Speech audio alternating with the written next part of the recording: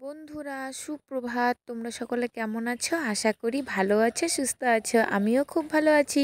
তো কোচবিহারের ছোট্ট একটি গ্রাম থেকে আমি বৃষ্টি আমার এই ভিডিওতে অনেক অনেক স্বাগত ও শুভেচ্ছা জানিয়ে আজকের ভিডিওটি শুরু করছি। তো দেখো, সকালবেলা উঠে বাড়ির সমস্ত কাজ করে নিয়েছি। তারপরে চান ঠান শেষ করে চলে এসেছিলাম পুজো দিতে। পুজো দিয়েও হয়ে গেছে।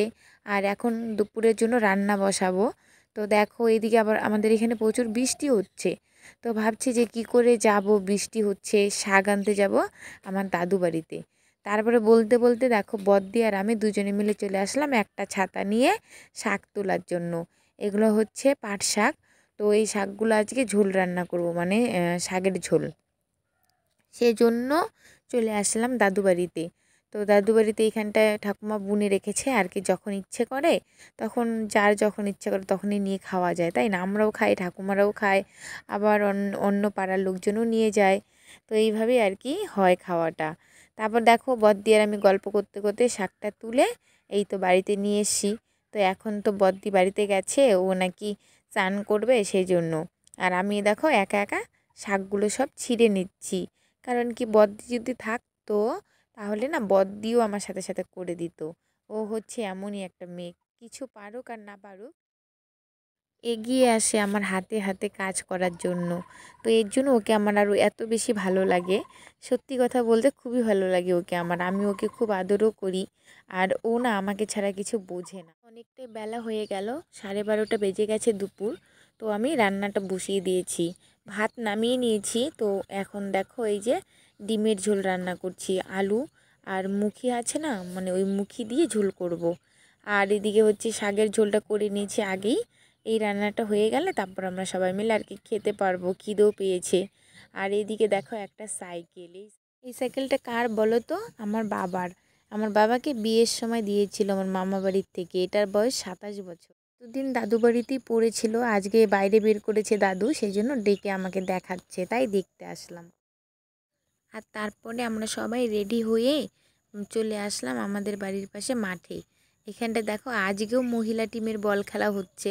তো আজকে আবার ফাইনাল খেলা, সেই জন্য দেখো অনেক লোকজন এসছে আজকেও।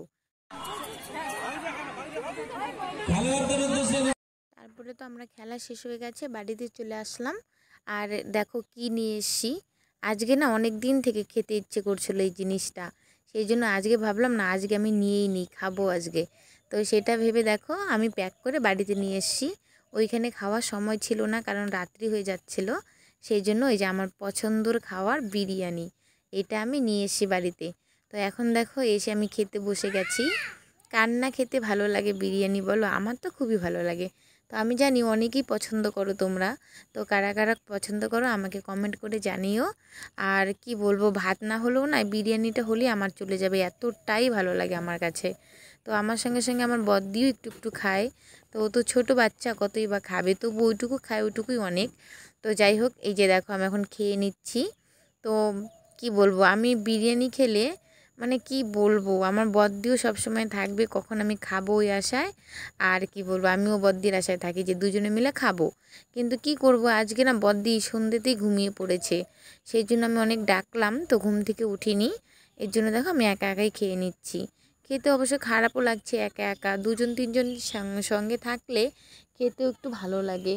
তো যাই হোক, এভাবে তো আমি খেয়ে নিচ্ছি, আর অনেকটা রাত্রি হয়ে গেছে। তো যাই হোক, তোমরা সবাই ভালো থেকো, সুস্থ থেকো। আমার ভিডিওটি ভালো লাগলে লাইক, শেয়ার, কমেন্ট করো।